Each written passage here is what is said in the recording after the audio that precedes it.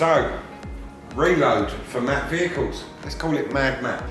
Not quite like reload, but it is like reload. So yeah, it's not going to add any gloss, but it will change the sort of depth in colour.